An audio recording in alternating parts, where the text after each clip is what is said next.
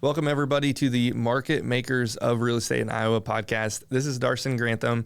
And today we have a guest who actually met for the first time at my church and thought it was really cool that we had, another realtor in the church. And then he disappeared for a while, and I found out he went somewhere else. But he was a real estate agent doing quite a bit of business, which is really cool. And to see that just within the community was super fun, and got to know his story a little bit in this podcast. He has a way he built his business that is something super foreign to me. So I definitely dug into how he did that and how he basically just flourished right away, that new agents definitely can learn from, but they're going to have to do a lot of work, and he's not shy in sharing that today. So we have Dillon Bradshaw on the podcast today. So let's dig right into it. Dillon, thanks for coming on. So those of you that don't know, we have Dillon Bradshaw coming on the podcast today. And I know Dillon for a little while attended the same church as I did. And so I saw him here and there, and then I kept seeing his name in the real estate world. So I was like, hey, let's have Dillon on. I've not heard your story. I know, we have a lot of mutual friends coming, being from the same church, if you will. But yeah, let's tell us a little bit about yourself prior to becoming a real estate agent. Yeah. And then where you're at right now, and then we'll dig into what you expect from other realtors and what you've seen people be successful doing, communicating wise, and lenders too. Yeah, absolutely. I moved to Des Moines in 2016. So I'm not from Iowa originally. Okay. I'm from northern Missouri, which real estate wise makes it hard to not be from where you're where you're trying to sell. Yeah, you don't have friends here to exactly. And I've made them. I've made them since then. But so when I moved here originally was at church, and so I was on staff at that church. So I was a youth pastor there from 2016 to 2019. Okay, cool. And that's the end of 2018. So that's when I resigned, decided to go into real estate full time. At that point, real estate in my mind was an investment, not necessarily a job as much as it is like a retirement. So you were buying rentals? So I hadn't yet. That was my plan, was to do that. So like in ministry, you're 1099. You don't have a retirement. You don't have the health benefits and that kind of thing. So that was real estate was my way. My plan was real estate was going to be my way to build a retirement. Gotcha. For passive rentals or short-term rentals or whatever. So you weren't part-time realtor during the same time as you're. I was not. Okay. No. So I went straight from on staff at the church full time, resigned, full time real estate. What was the trigger in that? Yeah. Obviously, there's a lot of things. Yeah. But I think I had thought about it, not for a long time, but I had thought about it for a little while, and then the church went kind of a different direction with how they were going to do youth ministry and family ministry, which I was on board with and I think was a great thing, but I just wasn't the guy for that anymore. Yeah. And so at that time I had just gotten married. We didn't have any kids, and I was, supposed to be partnering with parents to help them raise their kids from someone with no experience. I've read some books about it, and that's about it. So, so it was just not a fit anymore. And there's like someone there now that's doing it that's just way better than I could have ever done it. Yeah. And so, I think that was really the deciding factor for us of, okay, well, maybe we look at doing something different. At that time, we weren't ready to change churches. We liked being there, and we stayed there until 2023. Yeah. So, we were there for 4 years after I resigned. Yeah. And so that was kind of my moving to Iowa, my very first getting started. Yeah. Why real estate? Why was the transition to real estate? I think in the back of my mind, thinking that was what I looked to for investing, and that that was going to be our long-term plan of, someday we'd like to retire, and that was about the only way that I could think to do it. And so it, and the idea of owning rentals or doing flips, I really like to work with my hands, and I like to work on houses, and not necessarily to the point where I want to be a contractor, to do it for other people, but I like that aspect of it too, and it just kind of made sense. The agent who sold me my first house, I reached out to him about it too, to kind of ask him some questions, and I ended up joining there is kind of where I started, and I've been all over the place since then, for sure. So where are you at right now then? So between then, like getting started, and we'll get into like what those first couple years look like. 'Cause I think that's just a huge, I mean, for realtors that are even seasoned, that are just having a down year, like what are the basics? What are the beginning things I need to do? But but like where are you at right now? Not necessarily where you're at, but in terms of structure, number of deals, how, you know, so I'm at Remax Revolution. In the Pleasant Hill office. Cool. This year I probably will close 7 to 9 million, somewhere in there. So I kind of took a step back. Oh, okay. Well, I guess I won't go into the first 2 years, but I'll go into like when I first made the switch to Remax. That first year, going like off on my own, I jumped from about 5 million in production to 9. Yeah. And then from 9 to 16. And then I started a team, so I had a team of 5. Well, I guess we got up to 8 agents underneath me, and then we found out that we were having a baby, and so I was like, well, I'm to the point where I have got enough business that I need to either like totally scale down, get rid of the team, go back to selling myself and doing, just kind of doing the things that I want to do, where I've got the time to spend time with family and everything, and. It was either that or go into manage full time. I'm no longer selling and I'm just helping my team. And I think it could eventually get there again, maybe, but I think at this point I wasn't ready to do that. You chose to kind of dismantle the team. I chose to dismantle the team. Slow it down. Okay. Yep. So like at this point now, I have an assistant that's full time and I have no team members. Yeah. Okay. So it's only me and. So it's a little refreshing. So parts of that I miss. Right?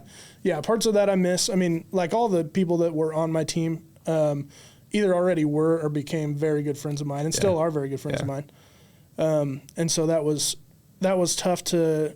Well, 2 parts of that, I guess. One was it was tough to put so much time and effort into that. And then to feel like, well, I really wasted a couple years. That if I wasn't going to keep that going, then because nobody on one person on my team joined my team that already had a license. Okay. So everybody was brand new, fresh. Yeah, and so that was a lot of hours that I spent, training and helping and really like they're all agents. That are still doing awesome. So they're Did most of them go solo, or did they join teams? I believe everybody went solo. There are a couple of them that have put their license inactive or have put it in referral, and so they've kind of decided to move on and do other things. But there's a couple, 3 of them that kept their license and really are doing well. That's cool. One of them, or at least one of them, is probably going to close more than I will this year. Yeah. So that's. I mean, it kind of sucks, right? You don't actually get any of those dollars typically, but it's just cool. Like you created that. I mean, helped create it, obviously. Yeah. And that's the other side of that is at that time, my mind was, well, I feel bad because of me talking to these people, they've quit their jobs. Yep. And so, they've come to join my team and so all of those promises of, hey, we're going to get through this together now, so that was a tough part, and I had that conversation individually with everybody before, and I think it was the right decision. But that's cool. That's just talks about the flexibility of owning a real estate business, right? Like it is your business. Like you don't have to listen to anyone else on how they want you to do it. You really truly have that option. Absolutely. And like 7 to 9 million, like with an assistant, especially for someone that's done it for a while, like it's pretty relaxing. Like that's not a crazy number. You're not working crazy. Yeah. And you're still making good money. Then you know what that scaling feels like. Yeah. So that's cool. Good for you. Let's go back to your first couple years. Like, what did you do? Like, what were you told by your mentor? Or was it buying leads? Was it, hey, drumming up all of your own? Yeah. It was, our main focus was 90% buying leads and cold calling. Okay. Yep. So that was, and all the way up until like that's what I taught the team to do, and so that's that was very. I've been cold call heavy all the time until like December of last year. I shut it off. So, Well, actually, that's not even true. I still had it going for myself until about a month ago. Okay. What's that look like when you say cold call heavy? What's that look Yeah. like? Help me understand, because I don't. It's not how Sure. I built. Yeah. My first year, I probably sold 4 million, maybe 3.5, 4 million in my first year. And that was, I had 11 deals that were sphere of influence, right? Or from some people that I know. So the rest of that was all, and my sphere of influence at that time was buying $100,000 houses. Yep. So most of that business came from, online leads, whether it be Google or Facebook or, I don't do Zillow or Realtor.com. Pretty much everything's been Google or Facebook. Gotcha. Cool. And, but that was, I worked really hard at that. I mean, in 2022, I made 70,000 calls. So Whoa. that was my biggest production year, obviously, but, I don't care to do it again. So that was. I think when you work hard, things turn out, right? Yeah, When you actually put in a lot of hours and work. Yes. Things actually. Yeah. So I think that ends up being 250 or 60 calls a day or something like that, and that's obviously like I'm only calling 4 days a week, so that was more than that. But, oh wow. Yeah. Cool. Yeah. That gives a good, I like asking those questions, gives a good perspective of your work ethic, of Sure. who you are, how you've built, how you just process like your team. Because that's what you just said there. I can't even comprehend. Sure. Like buying the leads, I don't hardly do any of that. So I don't know it. I know a lot of agents have poo-pooed on it in the past and they currently do. And I've done it once and I struggled with it. Sure. Right. Because I was like, I didn't have any training on it. I had no idea how. Yep. Okay, so let's get into the premise of like why we had this podcast or why I put it together. Generally, working with other agents, working with other lenders. What has been your how do you know you're working with a good agent when you're you just either accept you're the listing agent and you accepted their buyer offer, or vice versa, you're the buyer, you put the buyer in on their listing and you're working with a good agent. How do you know? Yeah, I think.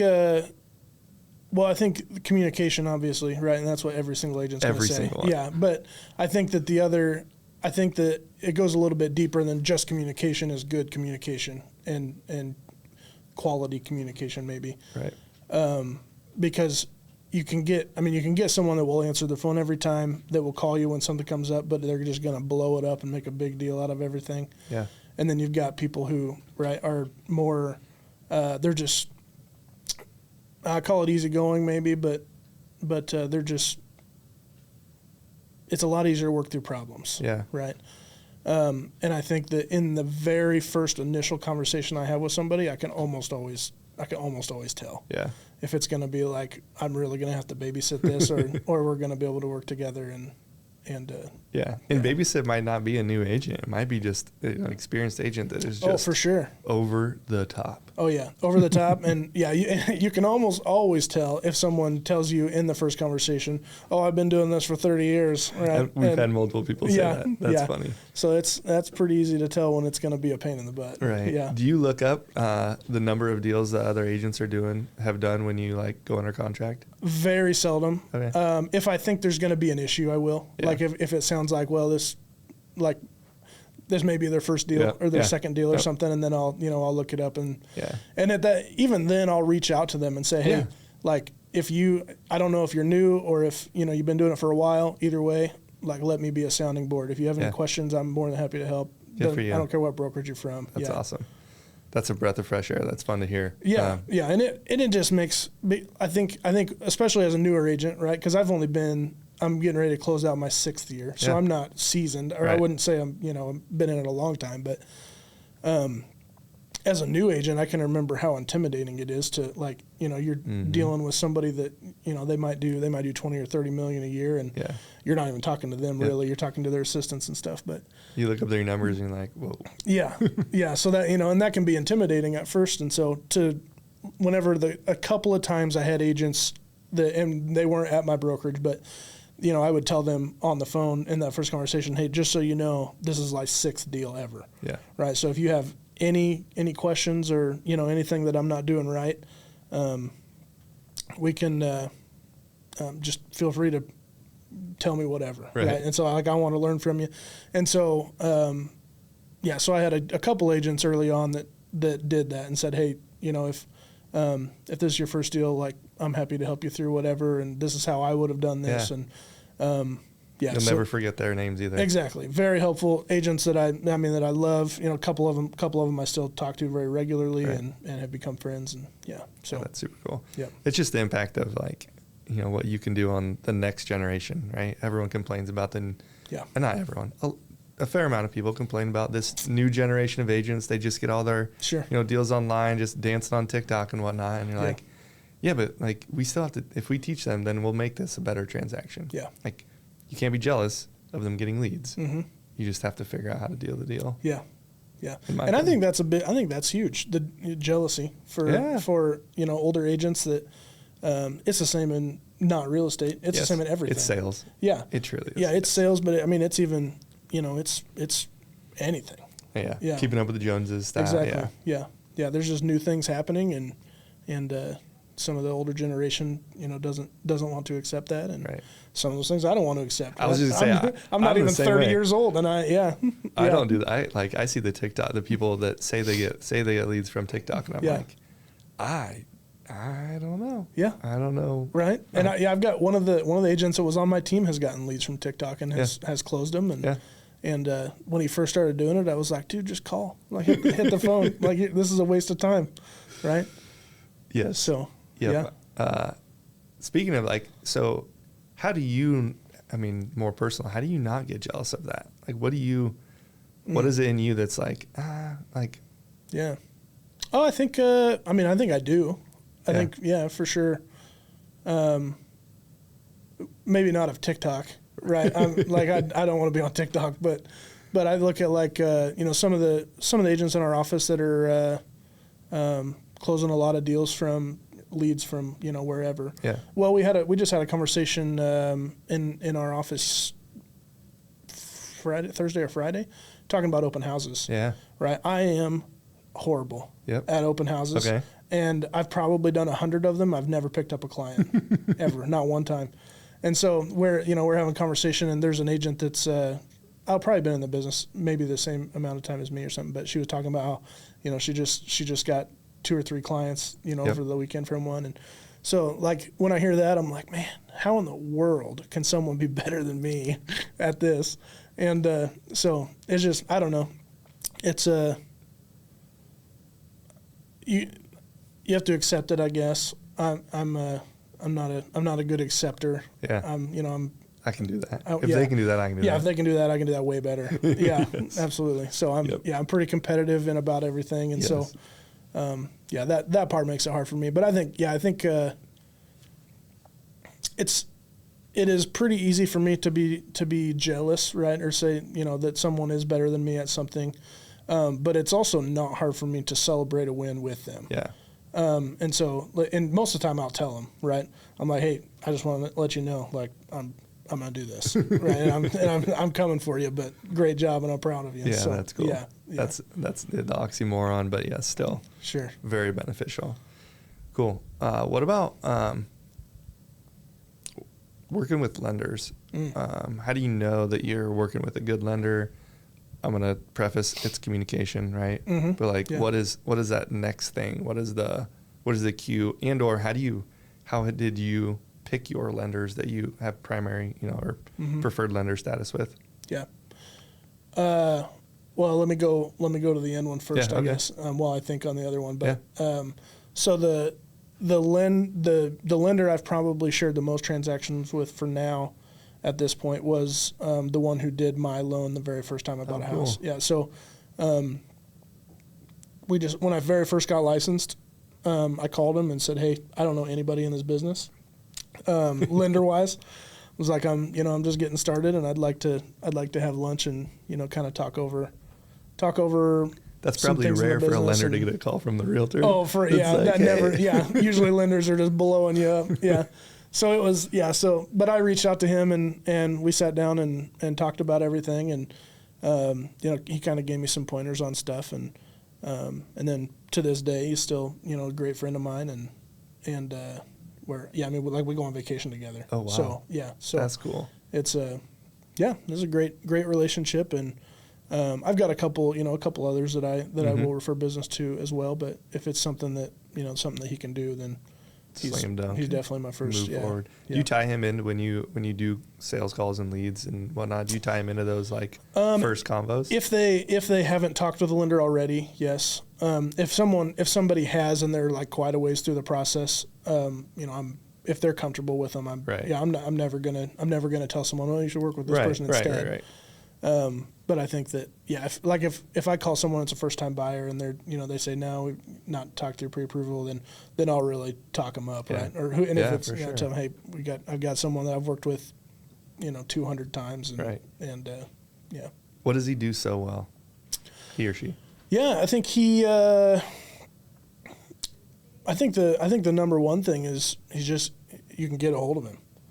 That and that goes back to communication. I know, but it's I've had a lot of deals where something's going south and you can't get a hold of the lender for anything, and you don't even have a phone number for him. Yeah. And so that can be a pain in the butt.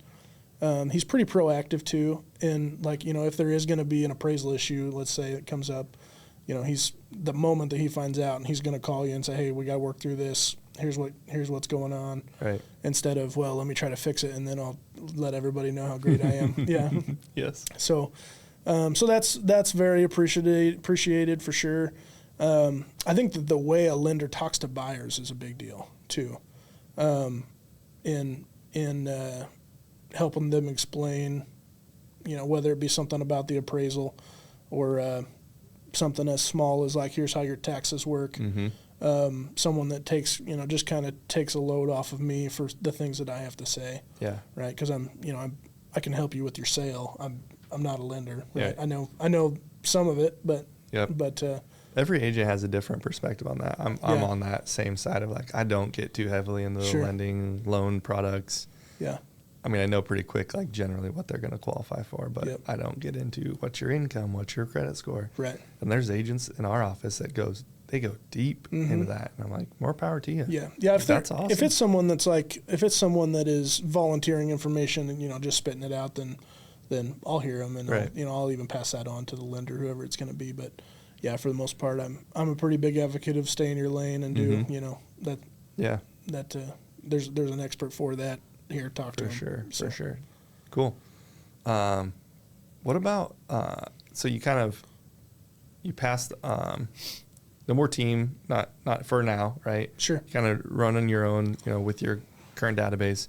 What are you doing for that current sphere of influence database, or how do they still know that you're the realtor? Yeah, not much. That's probably, if I have a complaint about my business, that's it for sure.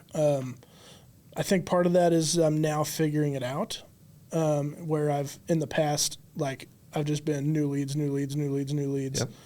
And now I'm at the point where I'm not bringing in new leads, right? Or there are some coming from referral and stuff, but I'm not paying for new leads and I'm not making phone calls. Yeah. And so now I'm at the point where I'm thinking, okay, I've got this database of people, right? Whether it be 3,000 or 5,000 people or whatever.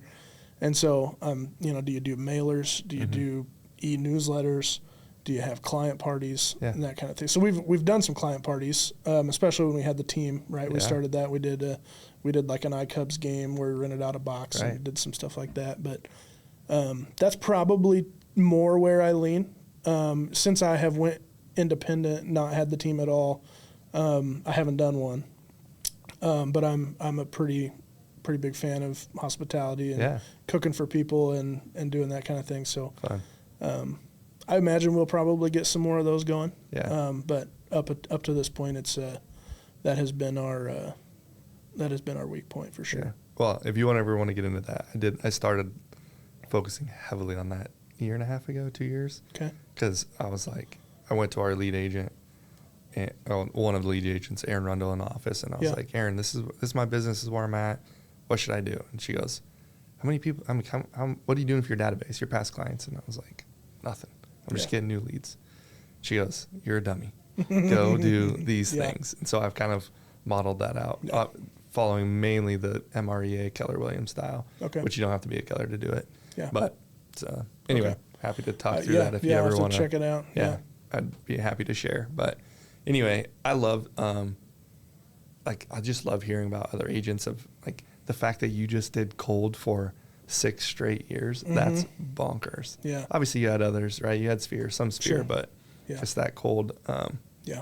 That's good, right? That's a fun skill set probably to have because you can always just go turn it on. Sure. Yeah. Yeah, you can. And you have to, right, there's a period of 6 to 8 months, right, of like when you start, just like in every other lead generation that there is. So, unless you're paying $10,000 a month to be on Zillow. Yeah. But, yeah. Cool. What else about your business is unique, or is there anything? Oh boy, I'm man, I don't know about unique. Where do you see when you compare your business to other agents in the office business? What do they do better that you're like, dang it, I'm jealous of that, which we kind of talked about. Sure, And or like, oh, I've got that one odd piece, I've got that pretty figured out. I don't really need to work on that. Yeah, I think that lead generation wise, right, or like talking to new leads is something I've worked really, really hard on and had a lot of conversations. Sounds like it. I've had a lot of practice. And part of that, we have Dave Avery is in our office, and Dave is the king. Okay. When it comes to like talking to online leads. Okay. Right, and so he did like a lot of Zillow and Realtor.com and stuff. But so I learned a lot from him the first time that I was at Revolution. So I was at Revolution when I started the team. We moved to Concepts, and then whenever we dissolved everything, I moved back to Revolution. Gotcha. So I've been at both places, but yeah, he was someone I learned a lot from. Dave Avery. Okay. Talking to him and if you're looking for podcast people, he'd be awesome. I'm always looking. Dave is like one of the better people in the world. Okay. Yeah, he's awesome. Cool. So so I learned a lot from him. He's one of those people for sure that newer agents look up to, and they hear him on the phone and they're like, man, I want to be able to do that. That's awesome. So, and I'm not on that level at all, but that's like, that's fun to look up to. Yeah. So there's like, that's kind of where that goes. And we were right across the office from each other whenever I was there the first time. And so anytime he was on the phone, you can hear him in the whole building. Osmosis. So, It's amazing. Like agents don't come to the office, or some agents don't. I'm like, I don't know how you learn. Right. I learned so much from the agents in the office. Yep. Absolutely. And then, other than that, I think like the main thing that I see other agents do that I just wish I was better at is just like conversation. Right. I'm not a conversationalist at all. Okay. So one of my team agents and I talked about this a lot, and we just had a conversation about it again, because my average phone call is maybe 3 minutes. Okay. You're direct to the point. I'm like, hey, it's Dillon with Remax Revolution. How's the home search going? Here's can I be your agent? Yep. And so I have one of the agents that was on my team. I mean, he was on the phone one time for over 2 hours talking to somebody, and I get those too where they just won't shut up but his average is probably 9, right? 9 or 10 minutes. And so I had to, I talked to him. I'm like, hey man, you got to get off the phone. Like you're talking for way too long, but it was really working for him. Right. And so different things work for different people. If I would have tried to stretch a conversation out like that, someone would have just been like, this dude is weird. Yeah. He's slow. Yeah. He needs to. Yeah. So that's one thing I wish I was better at, as far as if I just see someone at the grocery store, right. Or I'm at Shields talking to somebody or whatever. And I feel like I used to be a lot more extroverted than I am. Yeah. And so I think that that's one thing that when I see other agents do that so well, that's one thing I wish that I was better at, and I could be, but I just I'm not as much of a people person as I used to be. Hey. So it works. How did you, I guess, go back to like being okay with just straight doing the cold calls? Yeah. Because I don't hear agents. I mean, new agents come to our office, like that's not how most are successful. Right. Well, I think, and some of that has to do with how much it costs. Okay. I mean, really, so like where I joined, part of the reason was because that's all I knew. This is what the process is. Yeah, where I started, that was what we focused on. And we got very good, and the guy who taught me to do it was very good. Mm-hmm. And so that was easy. kind of, that just kind of became natural. And so that was it. You come in and, you hit your calls really hard for 2 to 4 hours a day. Yeah. And you've done That's it. So cool. Yeah. And I don't know that I did it for 5.5 years, and I don't know, there might come a time when I'm doing it again. Yeah. But I hope not. So it is a lot of work. Yeah. It really is. Yeah. And it's not something that I'm scared of at all, as much as at this point I want to be able to spend time at home, and I want to be able to, go hunt and do that kind of thing. Right. And so it's harder to do that when you know that you've got to be in the office making calls 5 days a week, 4 days a week. Right. Tell me about, I was just going to dig into this, so it was a perfect segue, just being a realtor, having a family, having hobbies. How have you balanced all of that? How has it been balanced your first couple years versus now versus when you're running a team? Yeah. Just that struggle and success. Yeah, I think in my first couple of years, I definitely worked harder, right? And we didn't have enough money to have a lot of hobbies. But I was pretty fortunate to get the start that I did. Yeah. And things kind of kicked off pretty quick. And so, I was able to kind of do some of the things that I wanted to do. And my wife is a saver and I'm not. And so that's something that we talk about a lot, but so kind of trying to, for the first time in our lives, like, we had a little bit of money, and so trying to decide, what to do with them. And I was, like I said, I'm the first couple of years was, I would say, probably easier than most agents' first couple of years. I think that I was lucky enough to. You mean you made enough that you didn't have to worry about? Money. I could still kind of do. I could. I won't say we didn't worry about money, right? Because you don't have a paycheck coming in, so it's that is always in the back of your mind. That's still in the back of your mind. Correct. But just I think you hear horror stories of agents who just get started and they go a year without a paycheck, and that wasn't me. I was very fortunate to not have that be me. But, I think, and then once we got to the point where I started the team, one thing I was pretty careful with was picking team members, because we were very, very picky about like who was going to be on, who wasn't going to be on. We turned some people away, not a lot, but we did have some that just weren't going to be a good fit. But almost everybody on my team had kind of the same hobbies and the same, like, pretty similar, which isn't ideal for a real estate team, really, because you've got a lot of the same friends. Everyone wants to go hunting. Yeah, exactly. What the heck? Exactly. No one's doing business. Yeah, right. So so everybody's hunting, or everybody's playing pickleball or golf or something. So, so that made it easier though to balance work and play, because they were the same for me. And so whenever you get, I was trying to mentor our younger agents and help them do things. And I think that one of the biggest things you can do as a mentor is just spend time with people. Yeah. And so that was a pretty easy way for us to do that, was to, we could kind of do our hobbies and still be able to learn a lot. Cool. How much did you involve your wife in, like, the team or the real estate? So when I first, let's see, 2022, the year I think I did like 85 transactions, right, as a single agent, no assistant or anything. Toward the end of that year, she became my assistant. Yeah.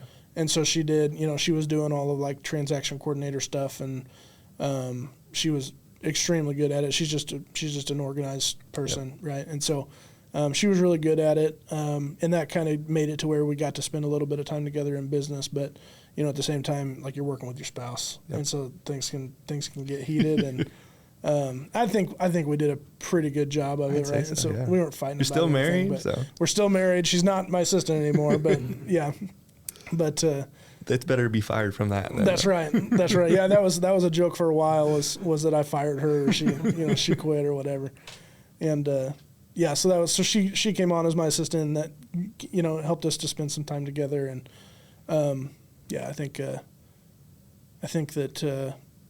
now we have the baby, and it's hard to.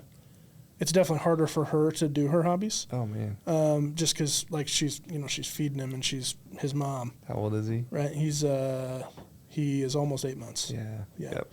So that's been. We've had some conversation about that, like, because I really do still get to do my hobbies. Yeah. And she hasn't. Until they're 6 months, dads are worthless. Right. Yeah. Yeah. I can't do anything. Yeah. Change poopy diapers. That's right. Yeah. I can change a diaper here or there, and I mean now we do some bottle feeding, so I can help with that now. Good. But so we're starting to get into now where I can help with stuff, and so she went on like a weekend thing with her friends, and I was able to stay home and do that. So, good. But we went through a stretch there where it was. Yeah, it's rough. Yeah, and so it was like I feel guilty for doing my hobbies, right, or going to do them, and which is normal, I think, because I feel bad because she can't, and so it's I don't know if it was part of it or if we did it wrong or there's no right and wrong way. Yeah, no, you're good. I my wife has no bearings on what my real estate business is. Like, sure. Generally just sees paycheck, like we budget, month it out, but she doesn't. I can't tell her what deals I have coming in, what I don't. She doesn't go well, and the worriness. Right? She has a security gland, much bigger than mine is. Oh yeah, and which is a normal male female thing, I think, for sure. Yeah. That Mariah has so she was my assistant. I mean, obviously, but she also was a closer at Hubbard Law Firm. Oh, yeah. So she knows, right? Well, she knows more about real estate law than I do. And so, so it's like if I talk to her about like, hey, this is going on, she would know what I'm talking about. Yeah. I generally don't, or I at least try not to. Like she just has enough stuff going on with the baby at home. I would just tell the fun stories. Yeah. Just something crazy that happened. Yeah. Yep. Yep. So it's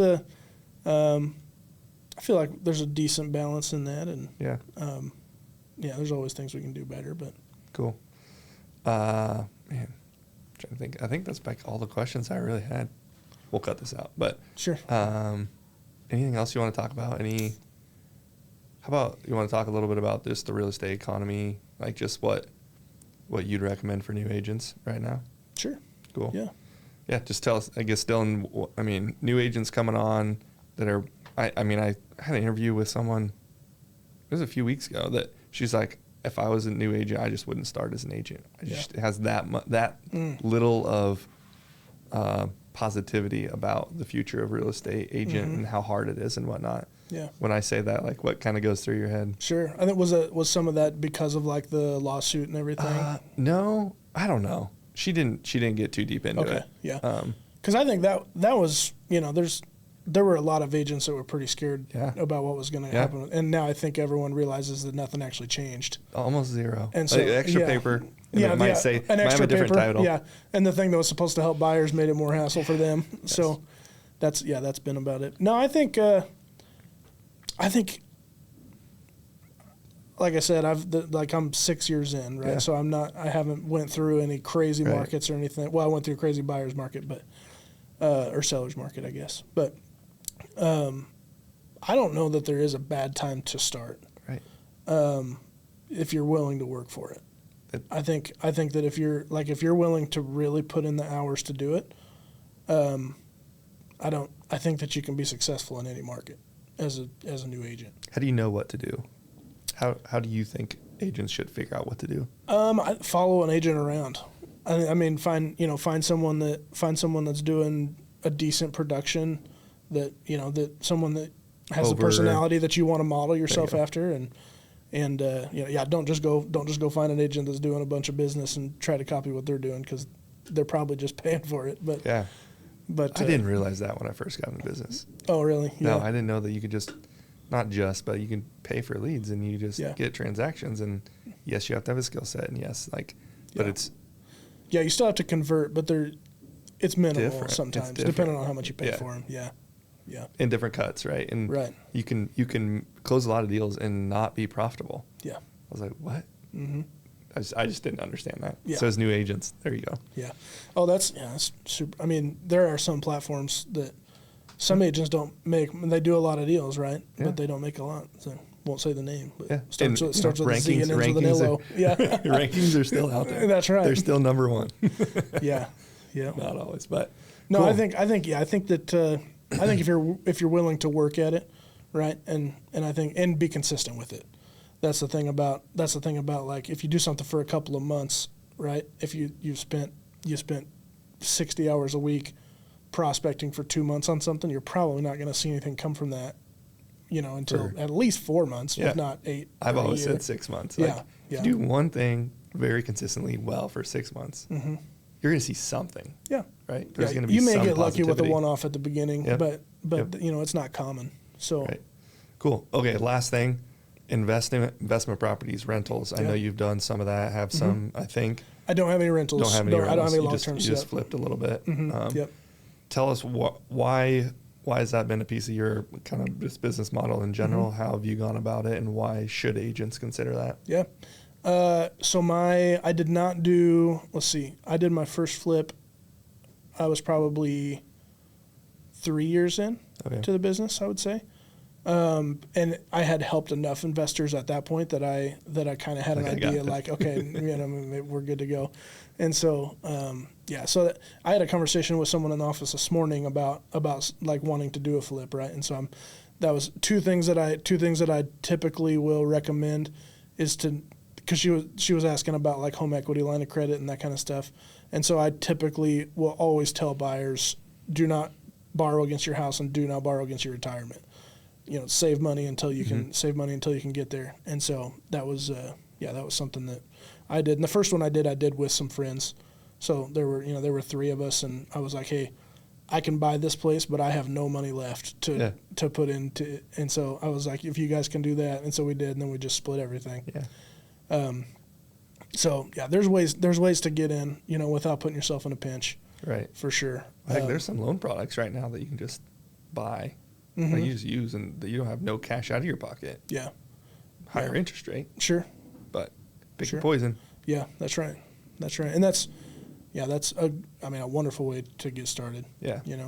If you're, it's tough if you have to leverage, some of your assets that you don't want to, but there are a lot of ways to get started. Yeah. Absolutely. So I don't remember what the original question was. Just in general, how should you fit rent? How do you fit flipping or rentals in your real estate business, and why? Like, why is it a piece? Yep. I'll flip maybe 1 or 2, and usually it's like a wholesale. I'll just buy it super cheap for somehow I found it, and I'll just straight list. I don't like the renovation side of things, so that's how I do it. And I have a couple rentals. And so, how do you kind of fit the investment properties into your business? Yeah, I like the work of remodeling, right? And so, not the demo. Like I have a friend that's done a couple of them with me now, and so we'll typically, we'll do the demo and everything, and then I like the putting it back together, and I like refinishing stuff and that kind of thing. But so I don't think I have done any. I haven't done any just buy and sell. Okay. I've put at least a little bit of work into everything. Quite a bit of work into everything. Yeah, I don't think I've had any that were just nothing. But my goal long term would be long term investments. Right, to be to the point where I can live on that income. I just as quick as everything is selling and as high price as everything is selling, I've just been flipping everything. How's it work? Yeah. And so we're getting to the point now where things are starting to balance in the market a little bit, and we're starting to see more listings kind of stay on, and so it'll probably be now where I may hold every other one or something. Yeah. Have you had rentals in the past and you just decided to sell them, or have you even been in the rental? No. I've just done the flipping and So it's, I kind of. There's no right and no wrong, but everyone will be like, why did I sell that property? Oh yeah, and that's every property I've sold. Yeah, right. Yeah. I'm like, man, I should. So don't kick yourself for that. Yeah. Yep. Cool. Well, I appreciate you coming on here. If anyone, is there any reason anyone would want to reach out to you? Do you care? Do you care if anyone reach out? No, reach out anytime. Yeah, okay. I will. Feel free to buy me a coffee. Yeah. I was going to say, joining a team, but I was like, dang, he doesn't have a team anymore. Because when I first came in, I was like, I think he has a team. Sure. I will say, I'm not, this is not an advertisement, right? But honestly, if it is the right person, I would be open to doing it again. It just like, I think the initial way that I had my team structured was very, it was a huge benefit to my team agents. Yeah. Not enough to me to make it worth it. Yep. And so, it got to the point where like, if we had a bad month, we had a really bad month. Yeah. And so most of our, like, keeping the team afloat was my sales. Yeah. And so that's just pretty common for. Sure. Yeah. And just because I was just super, super generous with our split and all of that. And, like I took on all of our expenses. And so, so there will come a time, I'm sure, when we have somewhat of a team structure again. It's in your blood. Yeah. Leading. So, So, cool. I appreciate you coming on here. Yeah. So anyone who is interested, reach out to Dillon. Sounds like he'd love to. Yeah. And when you do deals with him, just, hey, what can I do better? He's happy to tell you, which that's absolutely amazing. It's great to have agents in the market that are willing to do that. So thank you, Dillon. Absolutely. Thank you. Cool.